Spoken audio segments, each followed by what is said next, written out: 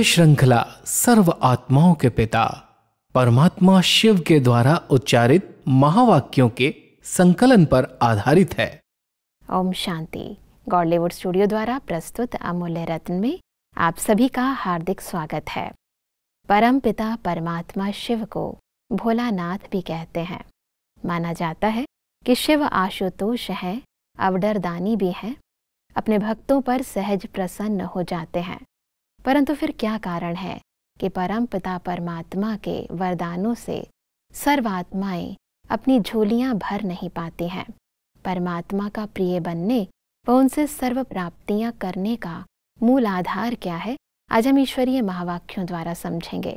और इन महावाक्यों के स्पष्टीकरण के लिए हमारे मध्य हैं प्रजापिता ब्रह्मा कुमारिस ईश्वरीय विश्वविद्यालय के वरिष्ठ राजयोगी शिक्षक आदरणीय राजू भाई साहब। बस अब आपका आज के एपिसोड में बहुत बहुत स्वागत है। बस अब आज हम बात करेंगे 30 दिसंबर 1985 के महावाक्यों पर, जिसका टॉपिक है विशाल बुद्धि की निशानी। परमात्मा कहते हैं कि इस संगम युग को इस रूहानी मिलन का वरदान मिला हुआ है। इस वरदानी समय पर वरदाता बाप द्वारा वरदानी बच्चे इस अविनाशी वरदान को प्राप्त कर रहे हैं। बाप का भी विधाता और वरदाता का अविनाशी पाठ इसी समय चलता है। ऐसे समय पर वरदानों के अधिकारी आत्माएं अपना सदाकाल का अधिकार प्राप्त कर रही हो। बस अब संगम युग के वरदान लेने के समय को थोड़ा स्पष्ट करें। परमात्मा को दाता, विधाता, वरदाता कहते हैं। और संगम युग पर जब वो आते हैं तो अपने बच्चों को हर एक वरदान से भरपूर करते हैं जी। विधाता बन करके उनको भाग्य बनाने की विधियां बताते हैं और साथ साथ वरदान दे करके उनको भरपूर कर देते हैं। कोई भी अगर थोड़ा सा भी परमात्मा के कार्य में सहयोगी बनते हैं, उनकी आज्ञाओं पर चलते हैं, तो आज्ञाकारी सपूत बच्चों को जैसे पिता के द्वारा अनेक वरदान मिल जाते हैं, वैसे भी माँ बाप जब बच्चों पर प्रसन्न होते हैं तो उनको कोई न कोई आशीर्वाद देते हैं, दुआएं देते हैं। परमात्मा कहता है उनसे भी बड़ा है वरदान। जैसे कोई भी आत्मा को तथास्तु कह दिया जाए, ऐसे ही परमात्मा अपने बच्चों को संगम युग पर हर एक बात में संपन्न बनाने के लिए, संपूर्ण बनाने के लिए वरदान दे करके उनको सहज करके कोई भी बात बताते हैं और उस पर प्रैक्टिकल अगर वो थोड़ा करता है, कुछ करने से वरदान प्राप्त होते हैं। इसमें दो शब्द आते हैं, वरदान जी। जब कोई भी चीज़ को हम वर लेते हैं, अपनाते हैं, तो जैसे दान मिल जाता है। तो परमात्मा यहाँ कह रहे हैं कि आप बच्चे एक तरफ दान करके वरदान ले लेते हो और दूसरी तरफ वर मना अपने ग्रहण करके फिर दान देने के निमित्त बन जाते हो। तो वरदाता बाप संगम युग पर आ करके अपने बच्चों को हर प्रकार से भरपूर कर देते हैं, माला माल कर देते हैं। इसलिए कहते हैं कि वरदाता आकर के वरदानों की झोलियां भर देते हैं जी। परमात्मा कहते हैं कि सबसे पहले अपने आप को और बाप को जानने की विशेषता जो आप ब्राह्मण बच्चों में है, वह किसी भी नामी ग्रामी आत्मा में नहीं है। इसलिए भोले साधारण होते हुए वरदाता से वरदान ले जन्म जन्म के लिए विशेष पूज्य आत्माएं बन जाते हैं। जो आज की नामी ग्रामी आत्माएं हैं, वह भी पूज्य आत्माओं के आगे नमन वंदन करती हैं। ऐसी विशेष आत्माएं बन गए। ऐसा परमात्मा को कहते ही है कि वह भोले बच्चों पर ज़्यादा मेहरबान होते हैं। तो इस भोलेपन को थोड़ा स्पष्ट करें। संगम युग पर भोला माना ऐसा नहीं है कि वो एकदम बुद्धि नहीं है, उसको कमज़ोर बुद्धि वाला है। भोला ज्ञानी भी है, समझदार भी है, लेकिन वो सरल स्वभाव वाला है। उसके नेचर में सरलता है, स्वीकार करने का गुण है। इसलिए कहते हैं जो परमात्मा कह रहे हैं उसको मानता है, इसलिए भोला है। तो ऐसे भोले बच्चे जो परमात्मा की हर आज्ञा को सिर माथे ले करके जो कहा हाँ जी किया, तो ऐसे भोले बच्चों पर भगवान प्रसन्न हो जाते हैं जी। इसलिए कहते हैं भोलानाथ, भोलों का नाथ। वो खुद भोला नहीं है, लेकिन जो भोले बच्चे हैं, सच्चे बच्चे हैं, सरल स्वभाव वाले हैं, जो परमात्मा की हर आज्ञा पर चल रहे हैं, वैसे भोले बच्चों पर भोलानाथ प्रसन्न हो जाता है और वरदान दे करके उसको भरपूर कर देता है, माला माल कर देता है जी। परमात्मा आगे कहते हैं कि बाप को दिल के स्नेह, दिल की श्रेष्ठ भावना वाली आत्माएं प्रिय हैं। दिल का स्नेह ही श्रेष्ठ प्राप्ति कराने का मूल आधार है। दिल का स्नेह दूर दूर से मधुबन निवासी बनाता है। दिलाराम बाप को पसंद ही दिल का स्नेह है, इसलिए जो भी हो, जैसे भी हो, लेकिन परमात्मा को पसंद हो, इसलिए अपना बना लिया। दुनिया वाले अभी इंतज़ार ही कर रहे हैं, बाप आएगा, उस समय ऐसा होगा, वैसा होगा, लेकिन आप सबके मुख से, दिल से क्या निकलता है? पा लिया। तो सब जब परमात्मा कहते हैं कि दिल का स्नेह, दिल की श्रेष्ठ भावनाएं, इससे क्या तात्पर्य है? वास्तव में सर्व प्राप्तियों का आधार ही है सच्चे दिल का प्यार। जी। जहाँ दिल का स्नेह होता है वहाँ दिखावा नहीं होता। मान लो कोई अंदर से परमात्मा को बहुत दिल से प्यार करता है, उस प्यार में वो खिंच करके उनके समीप आ जाता है। परमात्मा कहते हैं आप बच्चों को दिखावे वाला स्नेह पसंद नहीं है, आप दिल से स्नेह करते हो, इसलिए समीप आ जाते हो। और जब परमात्मा के समीप आ जाते हो तो इस दिल के स्नेह से तुमको सर्व प्राप्तियाँ हो जाती हैं। जी। इसलिए अगर अंदर का स्नेह है, सच्चा स्नेह है, तो वो दिल का स्नेह कहलाता है। ऊपर ऊपर से कोई प्राप्ति हुई, फिर हमने दिखावा से स्नेह किया, या कोई स्वार्थ के कारण स्नेह किया, एक स्वार्थ वाला स्नेह, एक दिखावे वाला स्नेह, कई प्रकार के स्नेही बच्चे हैं। लेकिन परमात्मा अपने बच्चों को कहते हैं जो दिल से, अंदर से समझते हैं मेरा बाबा, दिल से कहते हैं और उनकी हर आज्ञा का पालन करते हैं। तो ऐसे दिल के स्नेही बच्चों के लिए कोई भी दूरी नहीं रहती, भले दूर देश में रहते हैं, लेकिन उस सच्चे स्नेह के कारण, दिल के स्नेह के कारण समीप आ जाते हैं और उसके आधार से वो परमात्मा से सर्व प्राप्तियों से भरपूर हो जाते हैं। जी। तो दिल का स्नेह समीपता का अनुभव कराता है, दिल का स्नेह भरपूरता का अनुभव कराता है। और अगर हमारा स्वार्थ से स्नेह है, कोई प्राप्ति हुई तो स्नेह है, अल्पकाल के लिए प्राप्त होता है और फिर समाप्त हो जाता है। बिल्कुल। वैसे परमात्मा कहते हैं कि बेहद की स्टेज पर स्थित हो, बेहद की आत्माओं की सेवा का श्रेष्ठ संकल्प ही सफलता का सहज साधन है। पर सब इसमें बेहद की स्टेज और बेहद की आत्माएं, इसको थोड़ा स्पष्ट करें। जब सेवाओं के कोई कार्यक्रम बनते हैं, कोई भी प्रोग्राम बनते हैं, तो कोई ऐसे बाबा के बच्चे हैं जो अपनी हद की एरिया, हद का स्थान, हद की सेवाओं को छोड़ करके वो बेहद की स्टेज पर आकर के पार्ट बजाते हैं, हर प्रकार से सहयोगी बनते हैं। तन मन धन, विश्व कल्याण की सेवा बेहद की सेवा कहलाती है। जी। एक हद के एरिया की सेवा करना वो हद की सेवा है। जी। तो जब कोई बड़ा प्रोग्राम होता है, अगर वो बड़े दिल से अपना समझ करके कहीं भी रहते हैं, लेकिन जब बड़ा प्रोग्राम कोई हेडक्वार्टर की तरफ से, बेहद यज्ञ की तरफ से रचा जाता है, परमात्मा कहते हैं जैसे बेहद की स्टेज पर आकर के बेहद विश्व कल्याण की सेवा के आप निमित्त बने। जी।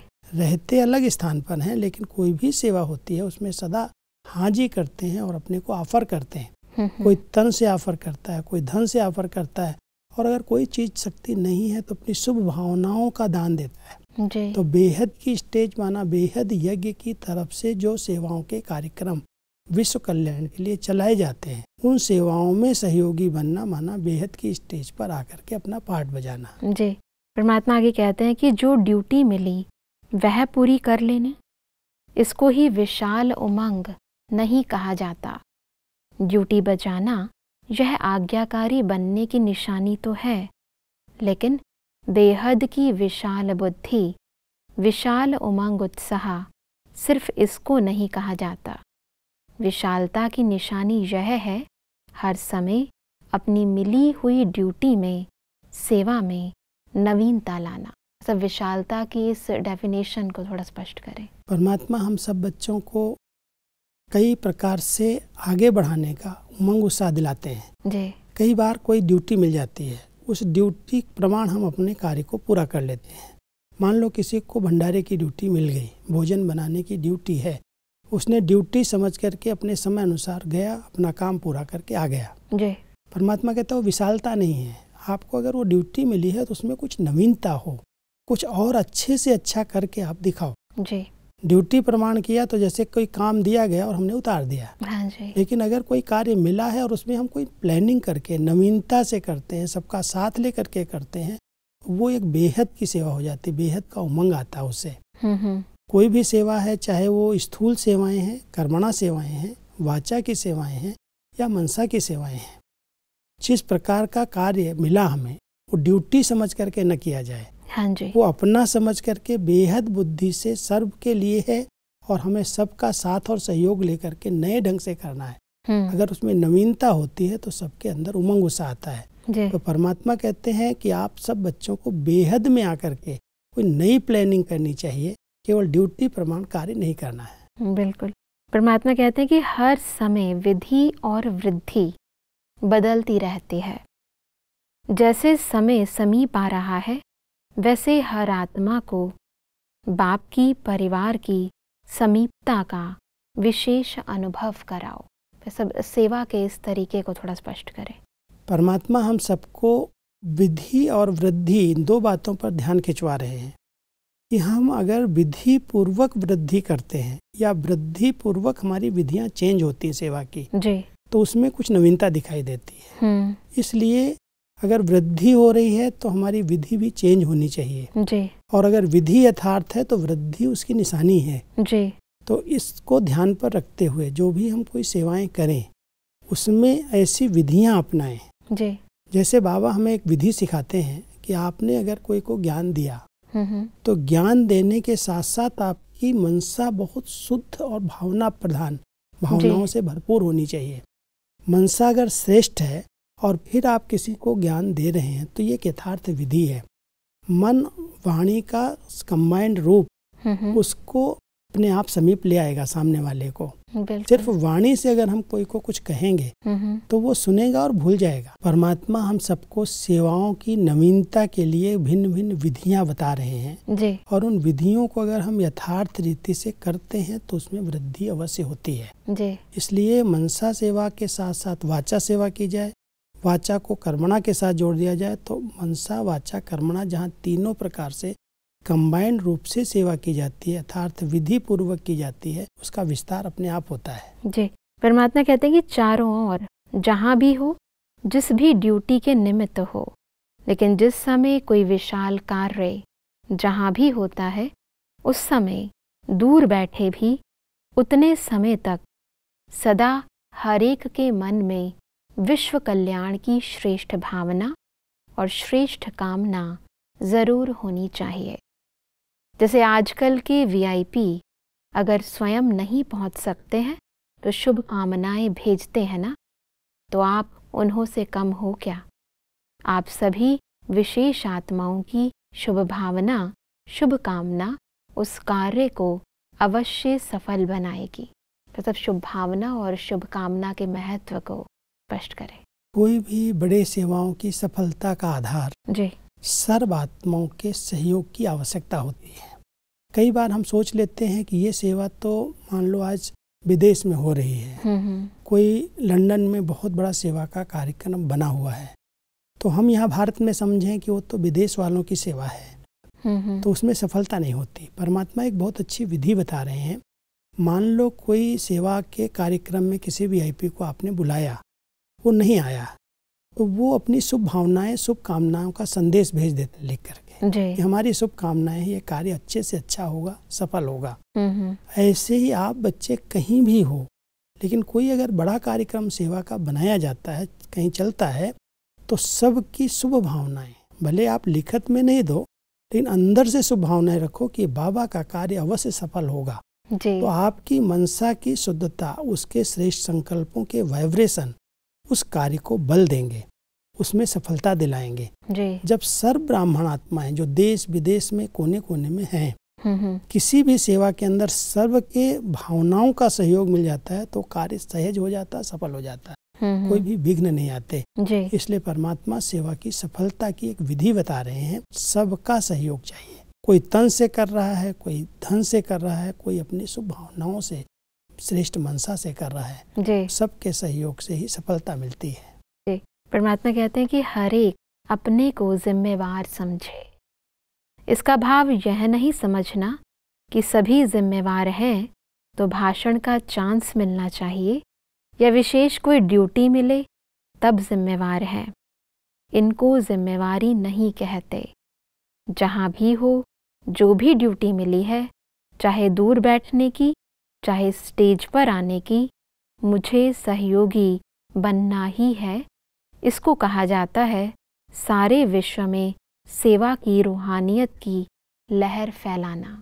बहुत अच्छी एक विधि है सेवा की। जी। कई बार अगर हम समझते हैं हम जिम्मेवार हैं तो हमें कोई जिम्मेवारी मिलनी चाहिए। हाँ जी। मान लो आज कोई स्टेज प्रोग्राम में हमें कम से कम स्टेज सेक्रेटरी नहीं तो फूल देने वाला ही बना दें, हम किसी को फूल दें, किसी का सम्मान करें, तो परमात्मा कहता है ये कोई जिम्मेवारी नहीं है। ऐसे नहीं कोई स्टेज पर कोई पार्ट मिला तो ही वो जिम्मेवार है, कोई को कोई ड्यूटी सेवा में दी गई वही जिम्मेवार है। लेकिन कहीं पर भी है, दूर बैठा हुआ है, किसी कोने में भी है, वो ये समझे कि परमात्मा का ये कार्य, हमें उसमें अपना कुछ न कुछ सहयोग देना है, मैं भी जिम्मेवार हूँ। अपने शुभ भावनाओं से, श्रेष्ठ विचारों का भी सहयोग हम दे सकते हैं। बिल्कुल। मान लो आज हम आते हैं कोई कार्यक्रम में, हम किसी सभा में आते हैं, कार्यक्रम चल रहा, मेरी कोई ड्यूटी नहीं है, तो हम इधर उधर न घूमें, इधर उधर बातें न करें, क्योंकि उससे कई आत्माएं डिस्टर्ब होती हैं।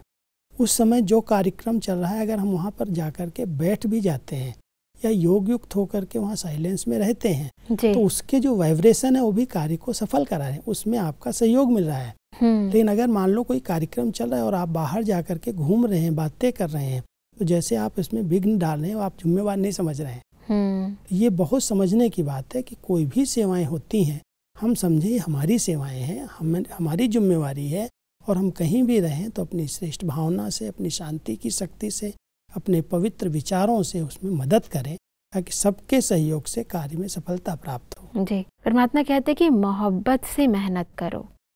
स्नेह ऐसी वस्तु है जो स्नेह के वश न वाला भी हाँ कर देता है। समय न होते भी समय निकाल देते हैं, यह तो रूहानी स्नेह है। तो धरनी बनाओ, ऐसे नहीं सोचो कि यह धरनी ही ऐसी है, यह लोग ही ऐसे हैं। आप कैसे थे, बदल गए ना। शुभ भावना का सदैव श्रेष्ठ फल होता है। ये बहुत सुंदर विधि है।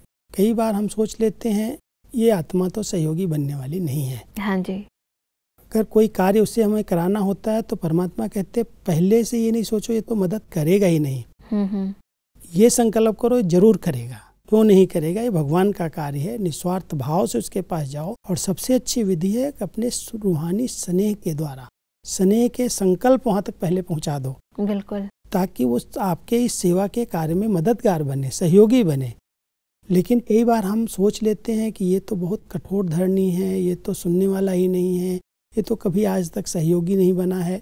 ऐसे संकल्प लेकर के फिर उसके पास अगर हम जाते हैं तो स्नेह सहयोग देने वाला भी सहयोग नहीं देता। बिल्कुल। इसलिए परमात्मा बहुत अच्छी विधि बताते हैं। जब आप भी तो ऐसे ही थे, परमात्मा स्नेह से, बहनों के स्नेह से आप अपने जीवन को बदल लिया, परिवर्तन हो गए, सहयोगी बन गए। बिल्कुल। ऐसे अन्य आत्माओं को सहयोगी बनाने के लिए बहुत सच्चे दिल का उनको स्नेह दो, रूहानी स्नेह दो, और स्नेह दे करके उनके प्रति ऐसी भावनाएं रखो कि जरूर सहयोगी बनेंगे, तो आपकी भावनाओं के आधार से वो बदल जाएंगे। बिल्कुल। परमात्मा कहते हैं कि लोग बहुत भयभीत है ना, ऐसी आत्माओं को रूहानी खुशी की लहर में लाओ। अल्पकाल की खुशी नहीं, रूहानी खुशी की लहर हो, जो वह समझें कि यह फरिश्ता बन शुभ संदेश देने के निमित्त बनी हुई आत्माएं हैं। सब आज देखा जाता है कि हर इंसान किसी न किसी डर में जी रहा है, और ख़ास तौर पर आजकल बीमारियों का डर तो बहुत ज़्यादा लगा हुआ है। कई बार हम लोग जो भयभीत आत्माएं हैं उनको हम और भयभीत कर देते हैं। हाँ जी। परमात्मा यहाँ कह रहे हैं सारी दुनिया में भय है, चिंताएं हैं, दुख है। ऐसे समय पर आप उनको कोई खुशी की बात सुनाओ, कोई उनको उमंग उत्साह वाली बात सुनाओ। वातावरण तो भयभीत करने वाला है, बीमारियां अनेक प्रकार की ऐसी ऐसी आ रही हैं, उसके विषय में और उनको डरा देना ये कोई सेवा नहीं है जी। लेकिन उनके डर को खत्म कर देना कि चलो ये बीमारी आई है, खत्म हो जाएगी, इस विधि से करेंगे तो हम पार हो जाएंगे जी। तो उनको खुशी दिलाना, उनको उमंग दिलाना ये सेवा है। बिल्कुल। और भयभीत को और भय पैदा कर देना, ऐसा हो जाएगा, ऐसा हो जाएगा। बेचारा आज तो भयभीत है ही, लेकिन भविष्य के लिए भी सोचने लगता पता नहीं क्या हो जाएगा। हाँ जी। तो ये सेवा नहीं है। परमात्मा कहते हैं बच्चे कोई भयभीत हैं, कोई दुखी हैं, कोई चिंताओं में है, तो बढ़ रहा है कलयुग के अंदर, आप बच्चे उनको खुशी दिलाओ, उनको उमंग दिलाओ, ताकि वो उस परिस्थिति को सहज पार कर सकें। बिल्कुल। परमात्मा कहते हैं कि सदा विशेषता यह दिखाओ कि बोलो कम, लेकिन जिसके भी सामने जाओ वह आपकी जीवन से पाठ पढ़े। मुख का पाठ तो कई सुनाने वाले हैं, सुनने वाले भी हैं, लेकिन जीवन से पाठ पढ़ें, यह है विशेषता। आपकी जीवन ही टीचर बन जाए। जीवन के अंदर कुछ बातें जो स्पष्ट दिखाई देनी चाहिए। हाँ जी। कई लोग ज्ञान तो बहुत देते थे, कोई के आगे कोई प्रॉब्लम होगी, कोई परिस्थिति होगी तो उसको कोई न कोई ज्ञान की बात सुनाएंगे। हाँ जी। परमात्मा कहते हैं ज्ञान सुनाने वाले तो बहुत हैं। वो कहते हैं हाँ ज्ञान तो मेरे पास भी है, बिल्कुल।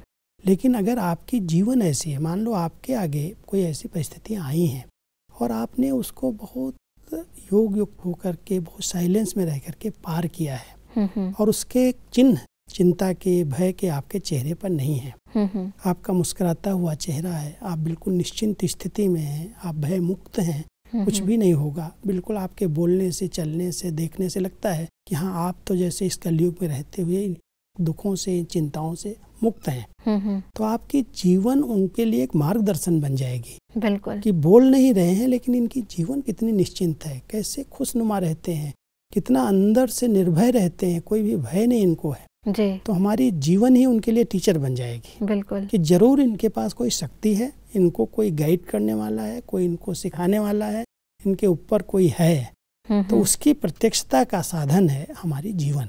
बिल्कुल। तो कई बार हम वाणी से ज्ञान देना चाहते हैं, वाणी से किसी को सुनाना चाहते हैं, तो परमात्मा कहता बोलने से ही सेवा नहीं होती। अगर आपकी जीवन में वो चीजें उतरी हुई हैं तो आपकी निश्चिंत स्थिति, खुशनुमा स्थिति, आपका मुस्कुराता हुआ चेहरा देख करके ही लोगों को सीखने को मिलता है और वो सोचते हैं कि इस परिस्थितियों में अगर आप ऐसे रह सकते हैं तो हम भी रह सकते हैं।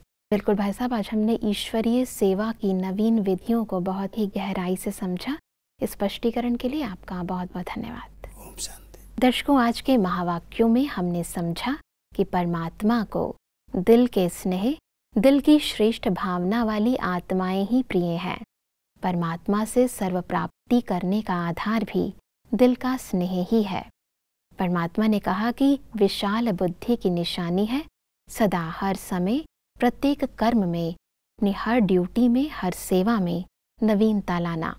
परमात्मा ने कहा कि हमें अपनी फरिश्ता स्थिति द्वारा भयभीत आत्माओं में रूहानी खुशी की लहर फैलानी है। दर्शकों, आज के महावाक्यों से संबंधित यदि आपके मन में कोई भी प्रश्न है तो आप हमें ईमेल कर सकते हैं। हमारा ईमेल आईडी है amulyaratna@godlywoodstudio.org।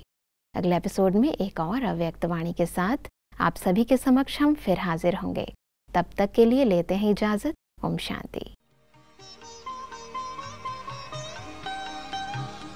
मुख्य सार। श्रेष्ठ प्राप्ति का मूल आधार। बाप को दिल के स्नेह, दिल की श्रेष्ठ भावना वाली आत्माएं प्रिय है।